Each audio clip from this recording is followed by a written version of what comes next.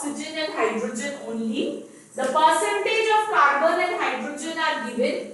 The relative molar mass is given. Find the empirical formula and the molecular formula of X. ये 25 में आया था और इसका 3 मार्क्स रहता है, ठीक है। सो अगर तुमको लगता है तो क्या दिया हुआ है, देखो मॉलिक्यूलर वेट दिया हुआ है X का जो कि है 76, ठीक है, और क्या दिया हुआ है, percentage composition. So percentage composition के हिसाब से इंपेरिकल फॉर्मूला निकल जाएगा। कैसे, पहले ही टेबल बना लो। अगर तुम लोगों को याद है तो मैंने बोला था इस सम्स के लिए टेबल बहुत इंपॉर्टेंट है, तो हम टेबल बना लेंगे, ठीक है।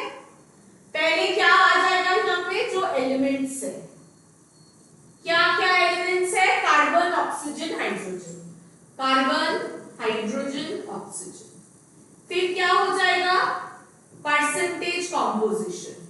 ये क्या है, कार्बन दिया हुआ है 47.4, ये है 10.5, हाइड्रोजन ऑक्सीजन का नहीं दिया हुआ है, तो कैसे निकालेंगे, 100 माइनस 47.4 प्लस 10.5, इसको करेंगे तो लगभग 42.1 आएगा, ठीक है।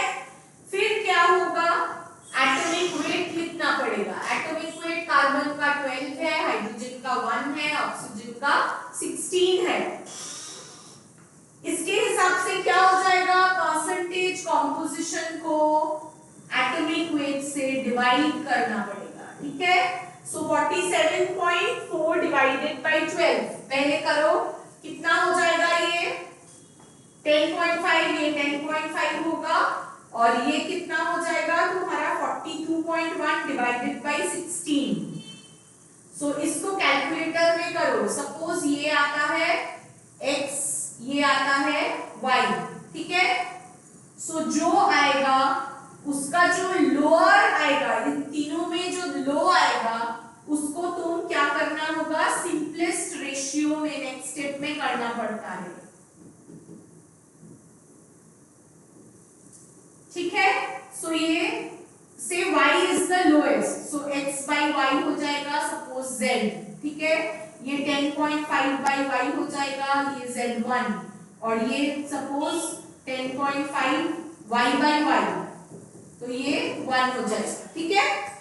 सो फिर इंपेरिकल फॉर्मूला अगर यहाँ पे तुम्हारा आता है suppose 1.5, this comes as 1, this also comes as से 1.5, तब क्या करोगे, ये फ्रैक्शन अगर तुम्हारा आता है सिंपलेस्ट में, इसको नियरेस्ट होल नंबर में कन्वर्ट करना पड़ता है। तो 1.5 को नियरेस्ट होल नंबर में कन्वर्ट करोगे तो इसको 2 के हिसाब से जस्ट मल्टीप्लाई करो।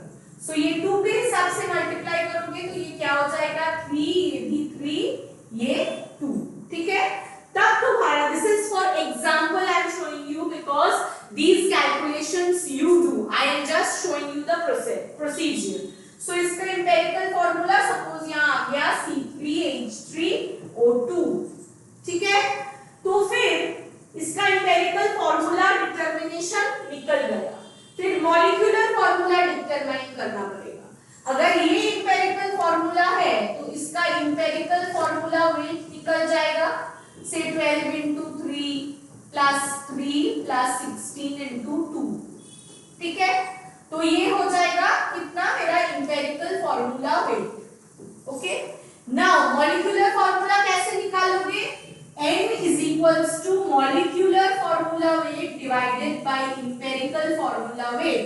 मॉलिक्यूलर फॉर्मूला वेट पता है कितना है, 76 डिवाइडेड बाय सपोज से ये भी है 76 ही आता है, सपोज आई एम टेलिंग, ठीक है।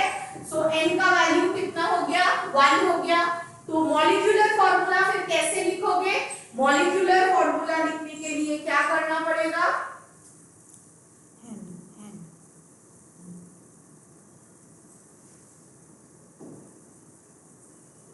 मॉलिक्यूलर फॉर्मूला तुम्हारा क्या हो जाएगा, empirical formula whole to the n। So ये मेरा सपोज इंपेरिकल फॉर्मूला निकल आया है। सो n कितना है 1, सो मॉलिक्यूलर फॉर्मूला भी मेरा हो जाएगा ये सेम, ठीक है। So this is the full procedure of calculating the from percentage composition, the empirical formula, the molecular formula, given percentage composition and the molecular weight.